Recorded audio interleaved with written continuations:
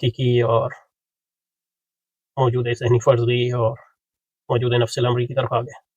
یہ 3 تقسیمیں ہیں، اس کی طرف آتے ہیں انشاءاللہ. اب یہ کہہ رہے ہیں، حضرت کہہ رہے ہیں کہ وجود بدیہی ہے.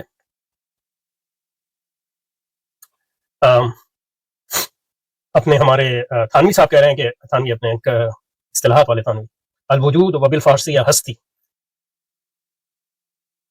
یہ کہہ رہے ہیں کہ تو یہ بھی ایک تعریف کی قسم ہے کہ مطلب یہ کہ آپ وجود کی تعریف ایک دوسری زبان سے اگر آپ کو آتی ہو، ہستی کم از کم لغوی تعریف، یعنی اگر سنو کو ہم کہیں برف، یہ فرانسیسی میں نیش،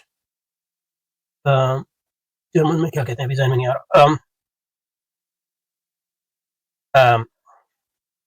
تو یہ وبل فارسی ہستی، اور اس کے بعد کہتے ہیں عربی میں کہتے ہیں الکون، یعنی وجود سے مراد الکون.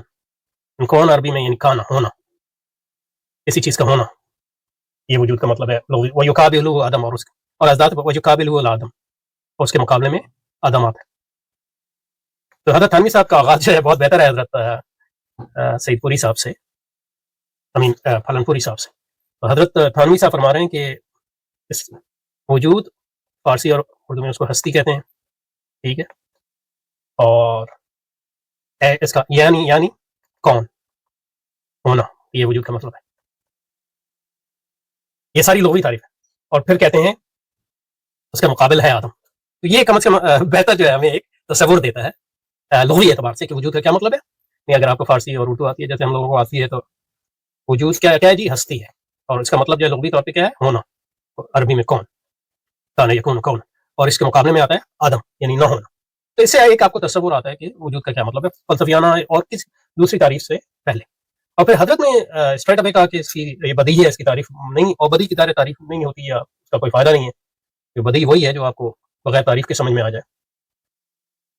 لیکن حضرت تھانوی صاحب فرما رہے ہیں کہ یہ کہا گیا ہے فقیل لا یعرف، یہ کہا گیا ہے، اس کا مطلب ہے کہ اور بھی اقوال ہیں، اور یہ قول کوئی لگتا نہیں ہے کہ ان کا جو ہے مقبول قول ہے. فقیل لا یعرف ومنهم من قال لانه بدیع، کیوں نہیں اس کی تعریف کی جاتی؟ کیونکہ بدیع ہے، اس کی ایک وجہ بدیع، اور بدیع کی تعریف نہیں ہوتی. بدیع کا مطلب ہے سیلف ایویڈنٹ، وہ اظہر من الشمس ہے تو اس کو تحصیل حاصل کہیں گے.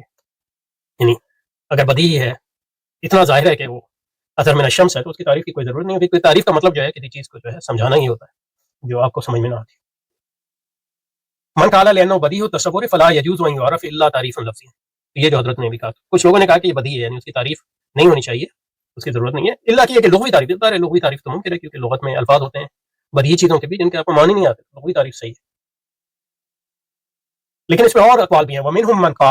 ومنهم من قال لانه بدیع فلا يجوز، تو یہ پہلا الا تعریف لفظی ہے. ومنهم من قال لانه لا يتصور اصلا، یہ دوسرا قول ہے، اس کی تعریف کی نہیں ہو سکتی.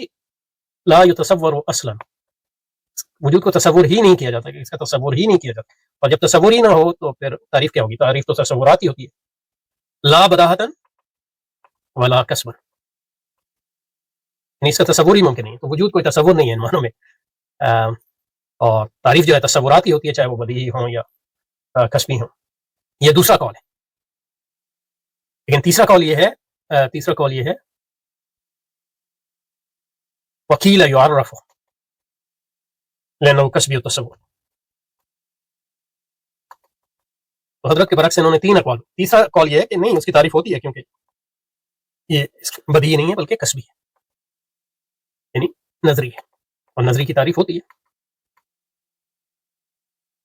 اور پھر اس کے بعد جو ہے تعریفیں جو لوگوں نے کی ہیں وہ آپ نے بیان کی ہیں حضرت تھانوی صاحب نے. تو اس کا مطلب ہے جو حضرت کہہ رہے ہیں وہ لازماً صحیح نہیں ہے.